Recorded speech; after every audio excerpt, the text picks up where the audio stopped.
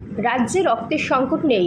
নির্বাচনের সময় কিছুটা যদিও সংকট সৃষ্টি হয়েছিল, বিভিন্ন ক্লাবগুলি সহ সবাই মিলে নিয়মিত রক্তদান করলে রক্ত সংকট হওয়ার কথা নয়।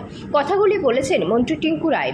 রাজধানীর বনেদি স্কুল নেতাজি সুভাষ বিদ্যানিকেতন স্কুলের এনএসএস ইউনিট ও এলামনি অ্যাসোসিয়েশন যৌথভাবে মঙ্গলবার এক রক্তদান শিবিরের আয়োজন করে। অনুষ্ঠানে উপস্থিত ছিলেন যুব বিষয়ক ক্রীড়া দপ্তরের মন্ত্রী টিঙ্কু রায়, আগরতলা পুর নিগমের কর্পোরেটর রত্না দত্ত সহ অন্যান্যরা। এদিনের শিবিরে যারাই রক্তদান করেছেন তাদের অধিকাংশই সদ্য 18 বছর পার করেছে। মন্ত্রী টিঙ্কু রায় রক্তদাতাদের সাথে কথা বলেন, তাদের উৎসাহ যোগান। অনুষ্ঠান ঘিরে স্কুলের ছাত্রছাত্রীদের মধ্যে বেশ উৎসাহ দেখা গিয়েছে। রক্তদান নিয়ে মানুষ সচেতন, আমাদের ছেলেমেয়েরাও সচেতন। গোটা রাজ্যে রক্তদান হয়।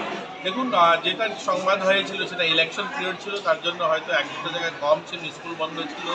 সামাজিক সংস্থাগুলো রক্তদান করে। আমাদের রাজ্যে খুব একটা রক্ত সংকট এরকম হয় না, তো সবাই এগিয়ে এসে মুখ্যমন্ত্রী আহ্বান করছেন, আমরা সবাই যাই। দেখছেন আমার সঙ্গে আমাদের প্রাক্তন বিধায়ক রয়েছেন, সুব্রতদা রয়েছে, আমাদের কাউন্সিলর রয়েছেন, সবাই এসছে। সবাই উৎসব প্রদান করছে বাচ্চাদেরকে, যেন তারা ভবিষ্যতে এবার যারা দিচ্ছে, এরা যেহেতু স্কুল ছাত্র, এটা প্রথমবার 18 বছর পূর্ণ হয়েছে, এবার তারা দিচ্ছে প্রথমবারের মতো। আগামী দিনও তারা দেবে, এই প্রত্যাশা আমরা তাদের কাছেও রাখছি যে আগামী দিনও তারা যেন এই ধরনের সামাজিক কাজে এগিয়ে থাকে।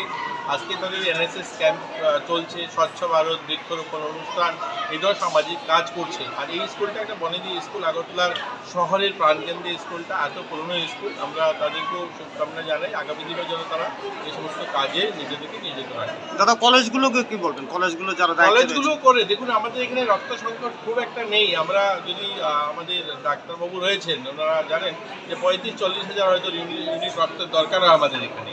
আমরা যদি সবাই মিলে ক্লাবগুলো আর সবাই মিলে করি তাহলে খুব একটা সমস্যা হওয়ার কথা নয়। মাঝে মধ্যে হয়তো গাফিলতি হয়ে যায়, তার জন্য শর্টেজ কোনো কোনো জায়গায় দেখা যায়, কিন্তু সেগুলো মিটে গেছে। আগামী দিন এই ধরনের সমস্যা হবে না, আমরা আশা করছি।